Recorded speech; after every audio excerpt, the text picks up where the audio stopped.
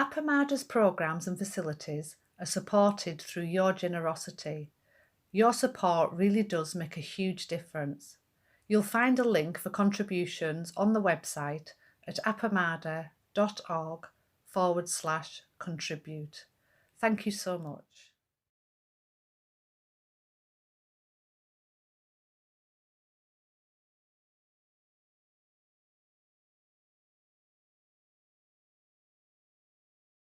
Well, welcome everybody. Thank you so much for coming. This is the third in the series that I've titled Zen, Practice of Awakening. And, oh good, there's Jay. So today our topic is going to be, and the title of the class today is The Awakening Poems of the First Buddhist Women. And so women have always been present and influential in Buddhist history, maybe overlooked and forgotten, but always there. Sometimes as lay practitioners and sometimes as monastics, but always there. Every Saturday at Women in Zen, we explore their histories and their words, and you're welcome to join us. And some of you do come to Women in Zen. And every day there are more and more books to read about and by Buddhist women. Their histories and their words are of value to all of us, men and women. The history of Buddhist women is important, and perhaps the most priceless aspect of that history is the words that they've passed down to us. So today I'd like to present a little history as context, but our focus will be on the awakening poems of the first Buddhist women. Their collection of poems is called the Therigatha, Therigatha, Therigatha. Theri means women elders or women who have grown old in knowledge. Gatha means verse or song. And their poems were transmitted orally for 6 centuries before being written down in Sri Lanka in the 1st century BCE as part of the Pali Canon. There are 73 poems, and Women in Zen spent more than a year studying and discussing each one. For today, I've selected 6 poems, and I hope we get to all of them. We'll get to as many as we possibly can. The first Buddhist women came from all walks of life: wealthy women, poor women, prostitutes, and mothers. I've tried to select poems from women from a variety of backgrounds.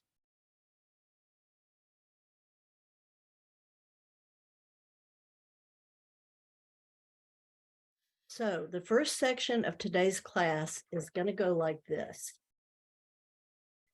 For each poem, I will present a very brief history about the woman herself. Then we'll read 2 versions of the poem.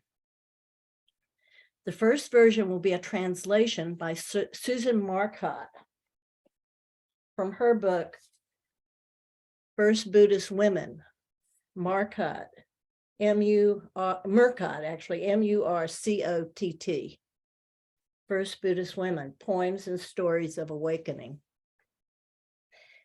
And then the second version is not a translation, it's an interpretation, very beautiful interpretations. And it is from this book, The First Free Women, Poems of the Early Buddhist Nuns. Now there's been a second edition of this one, and I know the title, and it's by Matty, M-A-T-T-Y, Weingast, W-E-I-N-G-A-S-T. And I know that there's a second edition of this, and it's got a slightly different title, but it is called The First Free Women, but the Poems of the Early Buddhist Nuns is changed a little bit, but that's the exact same book. So Matty Weingast is a guy,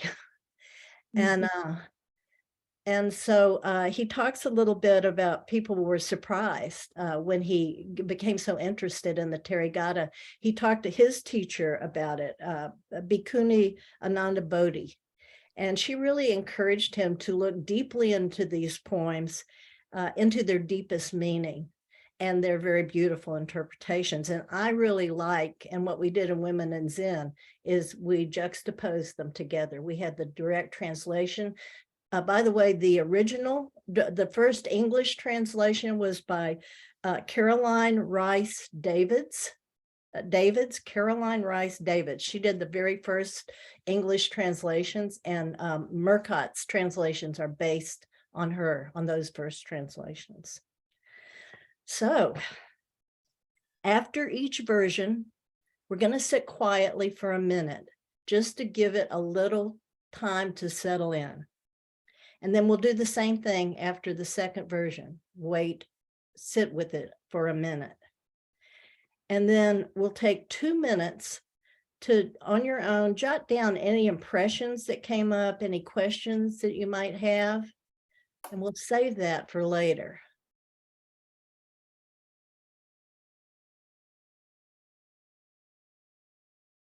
After we've heard and imbibed the Therigatha poems, the second section will begin. And in this section, we're going to have time to write poems of our own and practice our own. We're going to have time to write poems of our own concerning our own practice and our own moments of awakening. And then the third section will be time for questions and comments. If at that time you want to, if you'd like to share your poem, we'd love to hear them. But as you write it, this is just for you. You do not need to share it. It's strictly for you. If you wish to share later, you can, and if not, that's fine too. But this will certainly be time for questions and comments.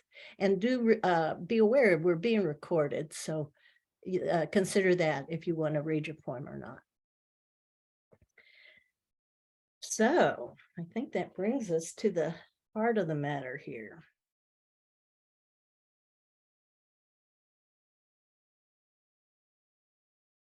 So our very first poem today is the poem by the Awakening poem by Mahapajapati, and she was the woman who raised the Buddha.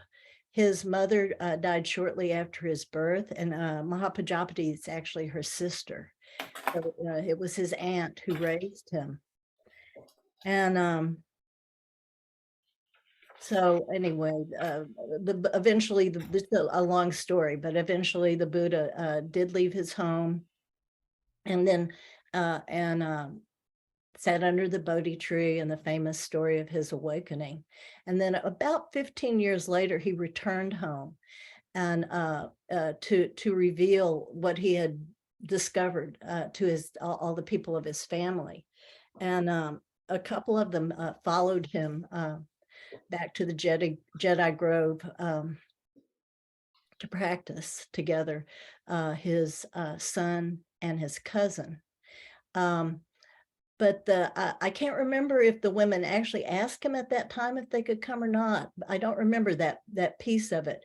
But what Mahapajapati did was she gathered all the women in so many women in his family and in his clan wanted to practice. And they're called the first 500. And so they took this, she got them all together. There weren't necessarily 500. That means there were a lot of them.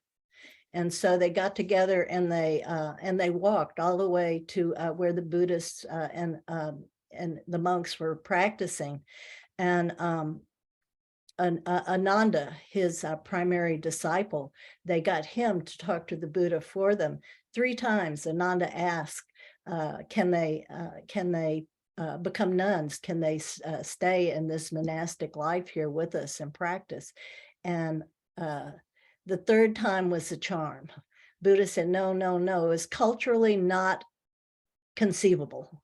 It was culturally not conceivable. Doesn't mean it was, but of course it's still distressing, as we all know. It's still distressing.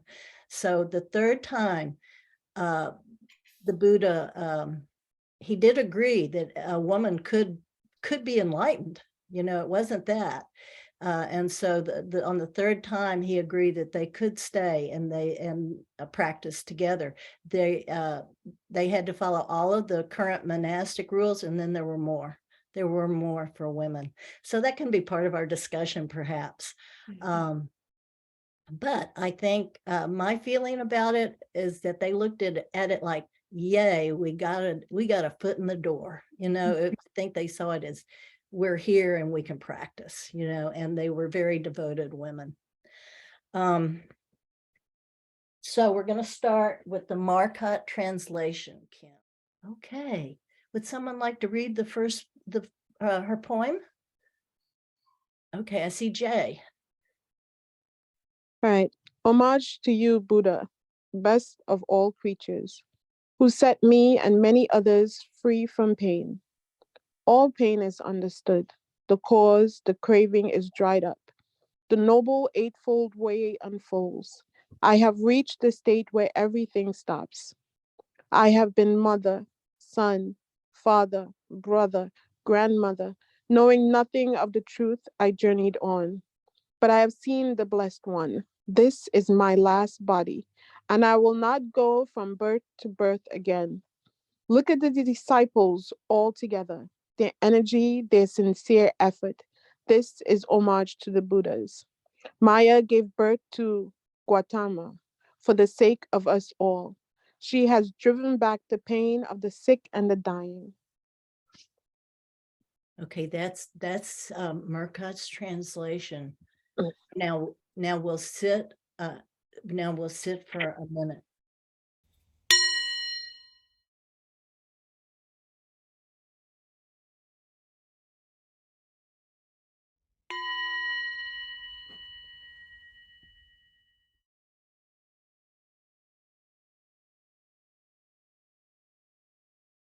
I see Rosemary.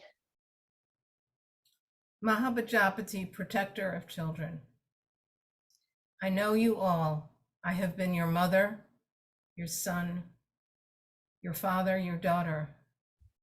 You see me now in my final role, kindly grandmother. It's a fine part to go out on. You might have heard how it all began when my sister died, and I took her newborn son to raise as my own. People still ask, did you know then what he would become? What can I say? What mother doesn't see a Buddha in her child? He was such a quiet boy. The first time he reached for me, the first time I held him while he slept, how could I know? To care for all children without exception, as though each will someday be the one to show us all the way home. This is the path.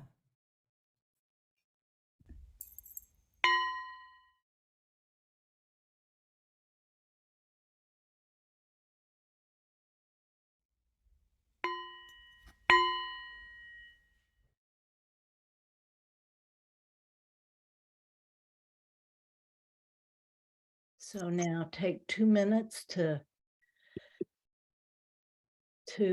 write any questions or impressions that you had from those poems.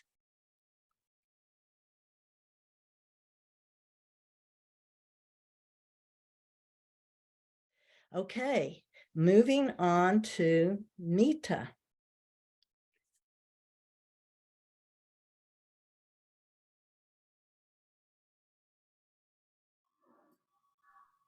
Okay, just a little, we don't know too much about Mitta, but she was part of Siddhartha Gautama's harem.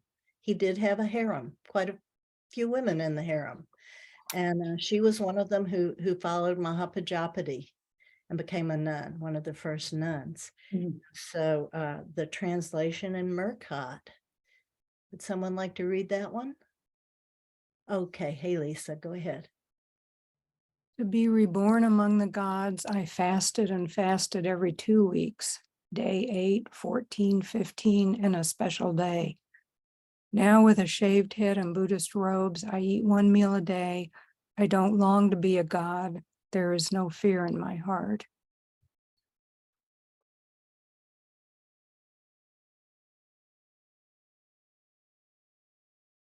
Okay, this is the Mitta from the Harem, and her poem reads, friend who has left home and trust, take delight in friends, cultivate good qualities to gain peace.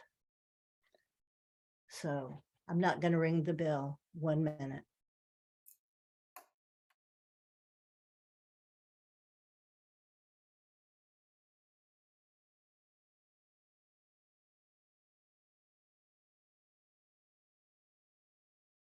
So would anyone like to read this version? Mitta, friend. Full of trust, you left home and soon learned to walk the path, making yourself a friend to everyone and making everyone a friend. When the whole world is your friend, fear will find no place to call home. And when you make the mind your friend, you'll know what trust really means. Listen. I have followed this path of friendship to its end, and I can say with absolute certainty, it will lead you home. 2 minutes to write and contemplate.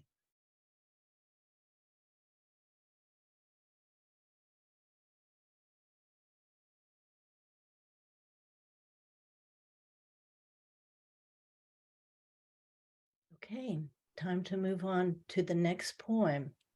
And I really wanted to include this one, and I'm having to watch our time. So this will be our last poem, but we can always come back and read these Theravada poems. They're so beautiful. But for today, I would like to move down to Soma. Okay, so this, okay, Soma. Oh yes, okay. She has a fairly simple history. I have, there's one in here who had a traumatic history. I wanted to include her. I'm sorry, we're not going to get to her today. And there was one from a prostitute. We're not going to get to hers today, but I think this one is a good one to conclude with. And Soma was the daughter of a king. And she just happened to hear the Buddha speak. And then this is her awakening poem is a conversation between herself and Mara. And was when Buddha was sitting beneath the Bodhi tree, he had an interaction also with Mara. So it's in that mode, kind of a format. Yes. Excuse me, Ellen, who is Mara? Mara would be sort of like, say, the ego, the part of you, the part, traditionally probably is, it's like a demon or a devil or something, but it might be the part of you that's saying, that's saying, you can't do this. Who are you? Who do you think you are? It's that part of you. There's something wrong with you. Forget it. Just forget it. It's that part of you that you have a little conversation with sometimes. Okay, so the translation. Would anybody like to read this translation? Mara, that place the sages gain is hard to reach. A mere woman can't get there. Soma, what harm is it to be a woman when the mind is concentrated and the insight is clear? If I asked myself, am I a woman or a man in this? Then I would be speaking Mara's language. Everywhere, the love of pleasure is destroyed. The great dark is torn apart, and death, you too are destroyed. Thank you, Kim. So 1 minute.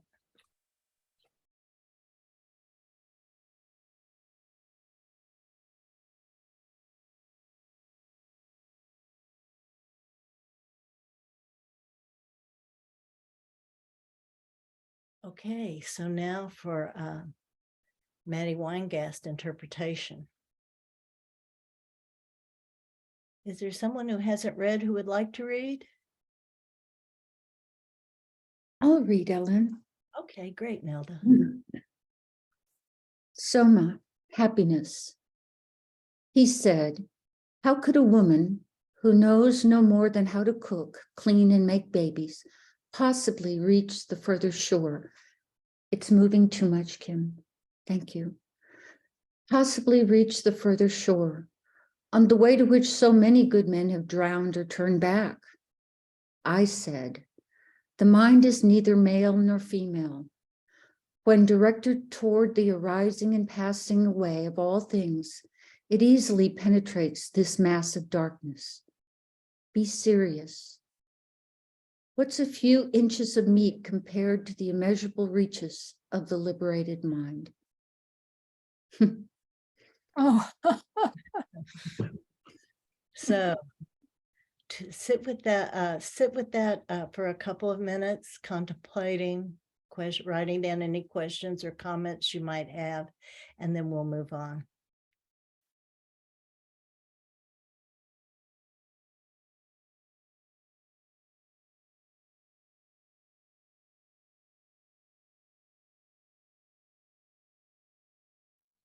So now we're going to take 15 minutes.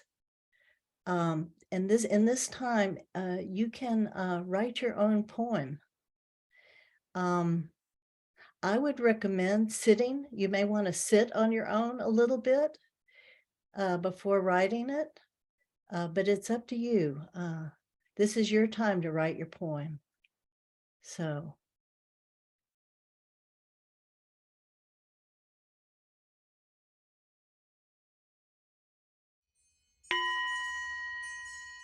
Okay. So, how was that for everybody? Now is the time to discuss these poems. How did they feel to you? What did you get out of them? And if you like, read your poem. Nelda. So I'll finish what I started at the wrong time. And I liked them all, but I very much liked some more than others. I was very taken by the little bit of snarkiness in one of the more modern poems about the inches of flesh. I thought that was hilarious. And what a genteel way to say that.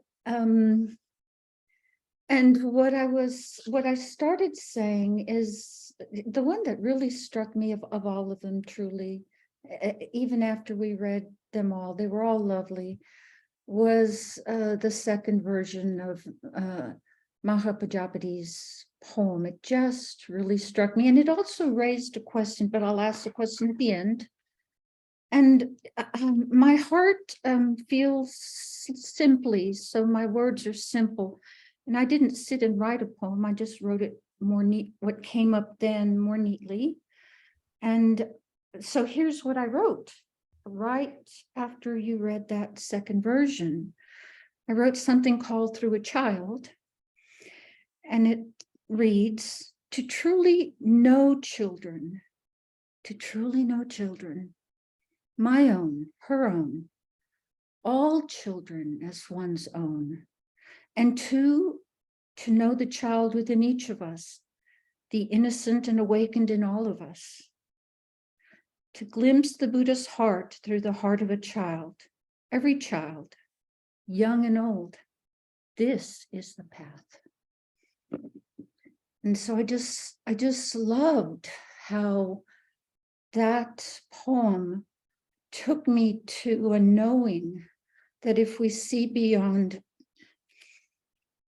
people's age and words and sexual orientation or identification, moods, language, and we get right down to the reality that we are all awakened ones, and we all, under all these things that life brings, have the heart of an innocent and awakened child. If we could get there with each other and all of us, I just think that's the path. Thank you so much. Beautiful. I can go. You go, Kim. Okay, so I did a drawing and a poem, of course. Of course. So here's the drawing. It will make sense when I read the poem, I hope. Treat everyone as Buddha. I want to travel so far just to find my way home. It is all in generosity, letting go of everything. Few inches of meat as the little pleasure of desire. The darkness is fear and suffering. We can choose to turn on the light.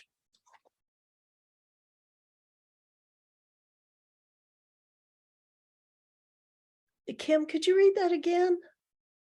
There was a part of it that really stuck out to me and I can't quite remember it. Treat everyone as Buddha. I want to travel so far just to find my way home. It is all in generosity, letting go of everything. Few inches of meat as the little pleasure of desire. The darkness is fear and suffering. We can choose to turn on the light. Well, I love it. And I think the part that stuck out to me was what a beautiful description of generosity. Really like that. Thank you. Who else? Genevieve. So I don't remember which poem this was, but it said something along the lines of, I have followed the path of friendship and it will lead you home. That was really moving. And also, it's what I can cultivate. And I find it liberating to understand that there's no need for a romantic partnership in order for me to be whole and connected. And this is my poem. I am a stone in the shape of a circle with smooth sloping curves and a profound heaviness upon this earth. I am the raindrops that fall on me, making me shine. I am the sun that warms me until I am warm to the touch. I am whole and round and deeply still. There is nothing for me to do. I simply am all and none. Thank you so much. I'm really moved by these poems, y'all. Oh, Jay. Yeah. I didn't write a poem. I just wanna well, there's several things that came to mind and that's what I'm sharing. Like Genevieve, the poem about friend really touched me because I was like, if I move through the world as if all is my friend, then I can have no enemy and fear and hate cannot live, right? So then I would treat each one with love because they're my friend. And to live that path is so simple, and I've complicated things so much by separating through separation of them and me, so that was really profound for me, that statement. And then the part of I think it's Soma,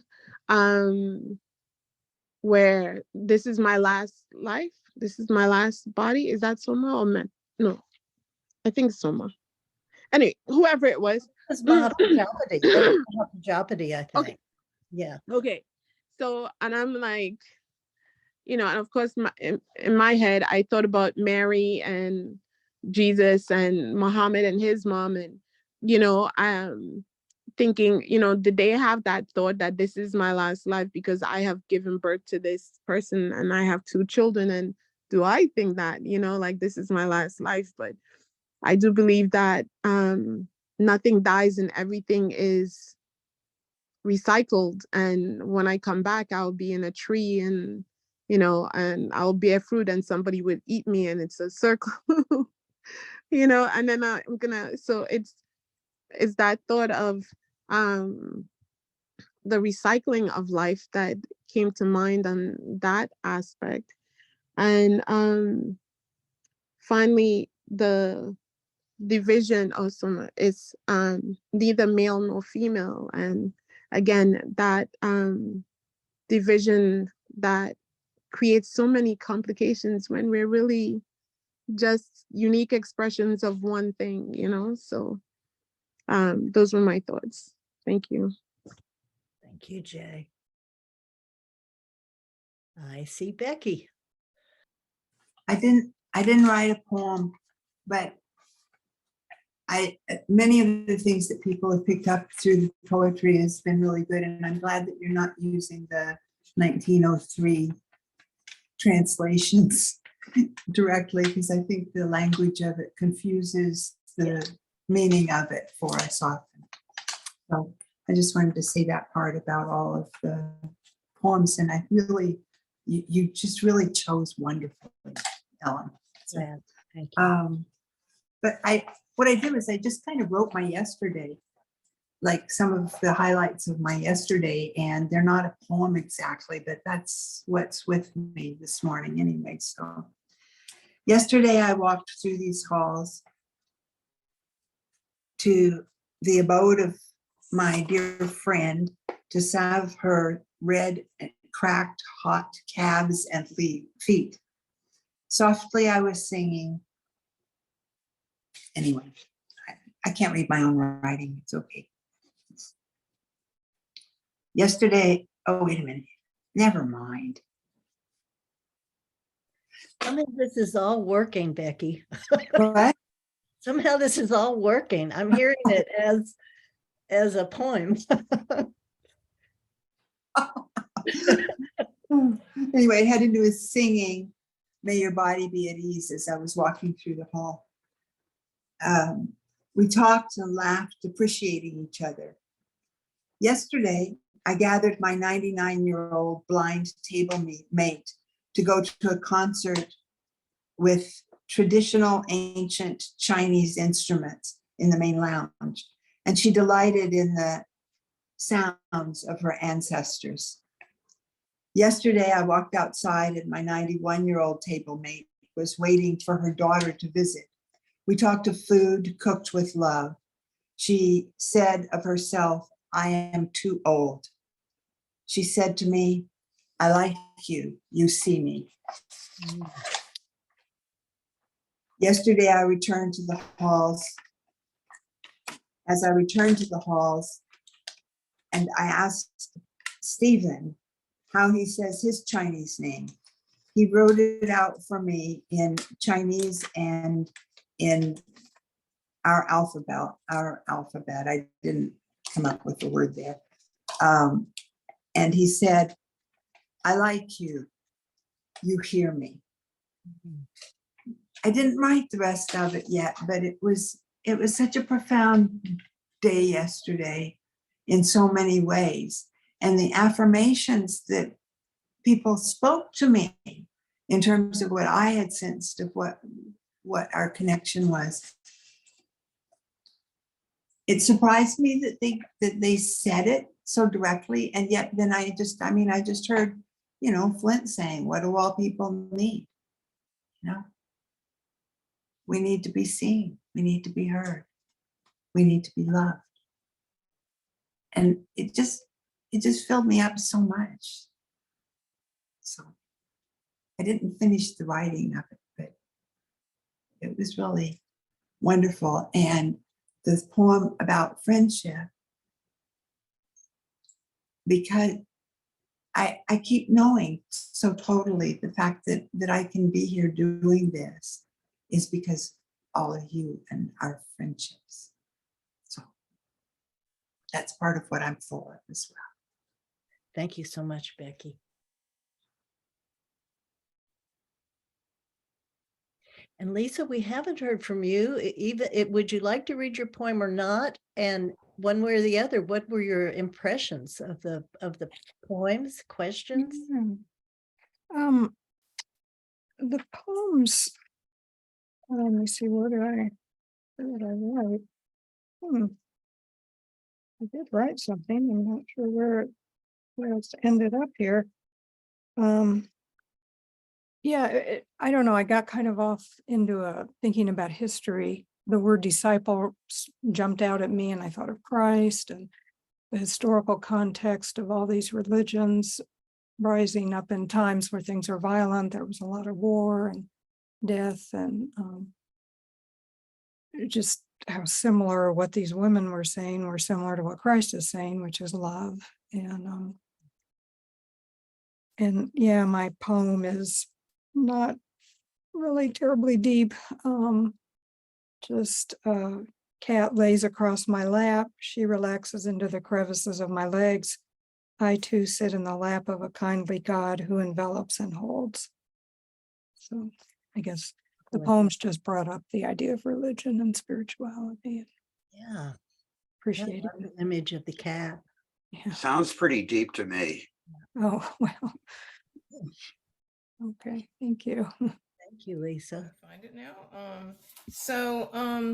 It's kind of a letter to them, to the women, in a way. So of course I'm gonna cry.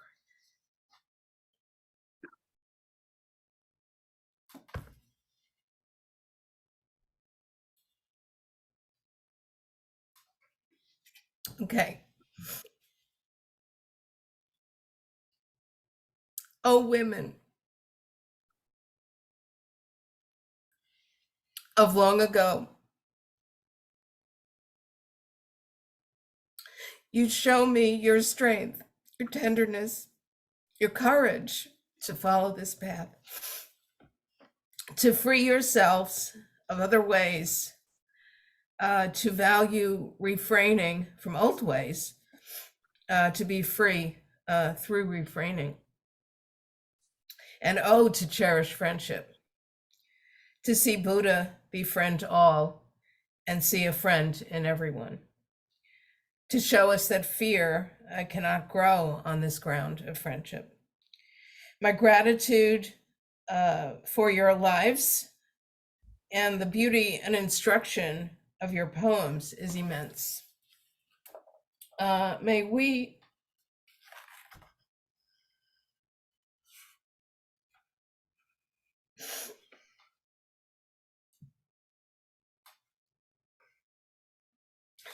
we become good friends and walk this path together. Thanks. So beautiful, and gosh, so perfect to write it to those women, Rosemary. Oh my gosh. I'm so grateful. I'm glad you went last. we needed a poem to those women, didn't we? Well, when I think of being supported by our ancestors and past Buddhas, never think of women. Now I do. So thank you, Ellen. Oh, And everybody. Thank all of you. And you know, when we were studying the Therigatha, oh, I can't remember when all this quite started, but I mean, for a long time, one of my little prompts to help me sit was to sit with the ancestors. And at one point I noticed I was not sitting with the women. My own internalized sexism, I was sitting with the guys. and I knew about the Therigatha, and then it all changed. There were all these our ancestors are all of these women, these extraordinary wise women too, you know? And so they became part of the ancestors that I sit with also. I just appreciate every single one of your poems and your participation. And I will add my poem. I'm like Lisa, I'm not a poet, you know, or I don't feel like, I think Lisa was a poet, but I don't think that much of my poem, except, well, here it is. I shouldn't say that. That's Mara speaking. Here's my poem. I wrote one when I first decided to do this. I thought, is 15 minutes enough time to give people, you know? And so I wrote my own poem to make sure this was doable. Okay. Delight in being right here, right now, as light refracts through every friend. and that's I don't know, that was like in the moment, the awakening of this very moment. And so it's a powerful practice, isn't it? Empowering, I think. So first we read the poems as a chant, and then we do our reading. Remember? What do you mean? Oh, as a chant, we did. Yeah, them in the Zendo. as part of the service. And then we started doing both, and then the poems were so much that we just did the poems. Right. That's how it evolved. Yeah. We didn't know what we were getting into. How long has Women in Zen been going on? Maybe 6 years. Just Stephanie started it as part of a practice period for a year, and we did a book called The Hidden Lamp, which are koans about women, and some are old. It's a beautiful book. And sometimes you'll see through Upaya that the woman who wrote it does a little workshop on it, a few poems, and Peg has a chapter in it that she wrote. Yeah, it's a very great book, and it's a contemporary Buddhist. Some old and contemporary. I thought they were all No, there's old ones. Well, yes, there's old ones, but then contemporary women give commentaries. Oh, right. Yes. The commentaries are contemporary Buddhist women. Yeah. Hidden Lamp. And then we did other books. Yeah. So we're done early. Would you like to? I guess we could call it a day. I don't know. We've got. You want to read the 2 poems that we missed before we go? That's fine. Okay, let's look at those poems, and then we'll say goodbye.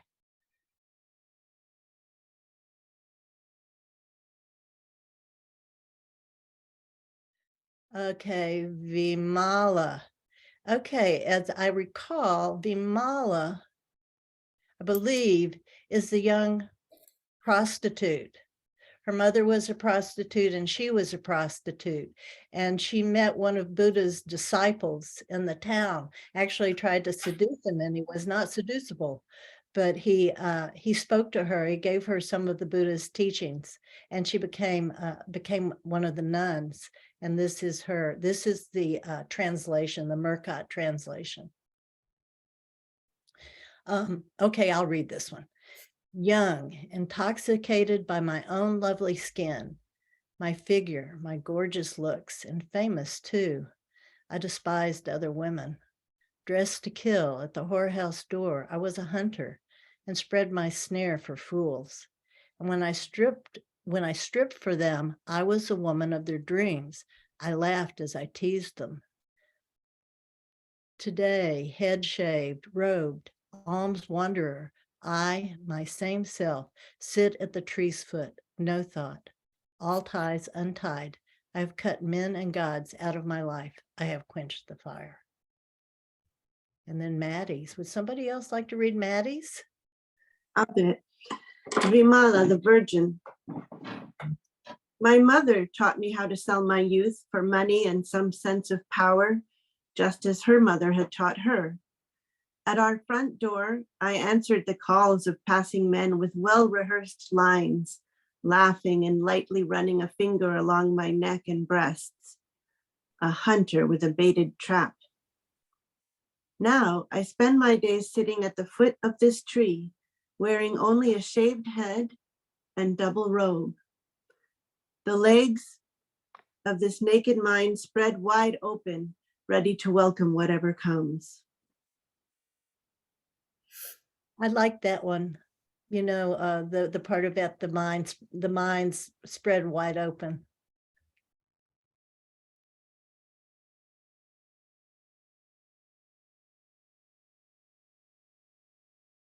Now, Patachara. Okay, Patachara.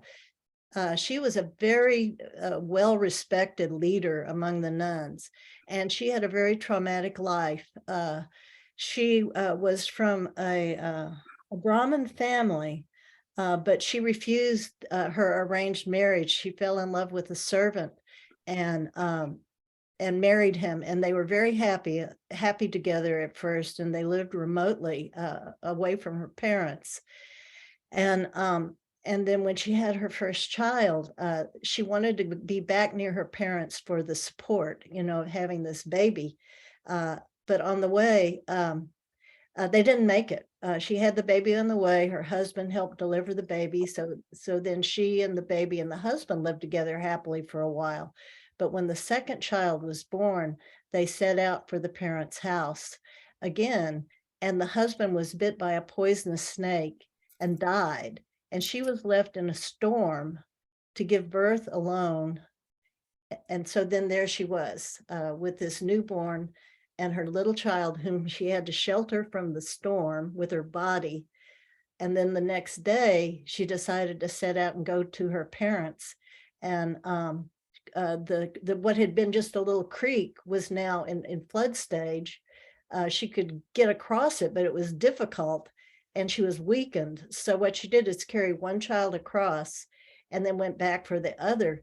The newborn on the far bank got swooped up by a hawk, and then she started screaming. And the child on the other, this is the one who suffered trauma. The child on the other bank thought she was calling him. He tried to get to her. He drowned. Then she's just in total despair, doesn't know what to do. She just keeps walking towards her parents' house. She's lost everything, literally everything. She gets to her parents' house, and in this storm, their house has collapsed and her whole family's dead. So this woman lost everything, and then she really just lost her mind and was just wandering around in rags for a long time. And then she happened to show up somewhere where the Buddha was speaking, and he saw through what appeared to just be this ragged, crazy woman. He saw her, he saw who she was. And she became a nun, and not only just a nun, but a very well-respected nun. And so these are her stories. Would somebody like to read her the translation? Any volunteers? Hey, Rosemary, go ahead. When they plow their fields and sow seeds in the earth, when they care for their wives and children, young Brahmins find riches. But I've done everything right and followed the rule of my teacher. I'm not lazy or proud. Why haven't I found peace? Bathing my feet, I watched the bathwater spill down the slope. I concentrated my mind the way you train a good horse. Then I took a lamp and went into my cell, checked the bed and sat down on it. I took a needle and pushed the wick down. When the lamp went out, my mind was freed. I like this one because it shows how far she came, and it also shows like the striving. There was so much striving involved, and then it just let go and that wick went out,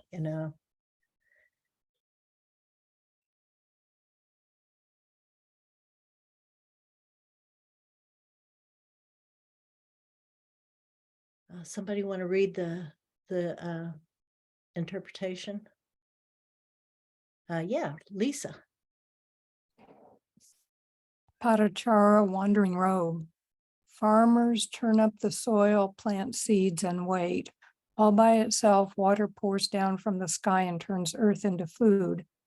After all these years sleeping on the ground, waking before dawn and begging for every meal, where's my harvest? Late one evening, I was washing my feet after another long day of sitting and walking. The water poured over my feet and onto the ground. I let my mind go, and it flowed downhill into the water towards my little hut. I went inside, sat on the bed, and lowered the wick of the lamp. All by itself, the flame went out.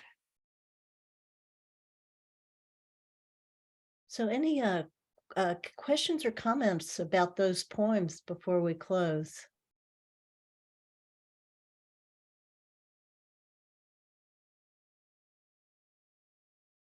I personally like the original versions better than the second versions.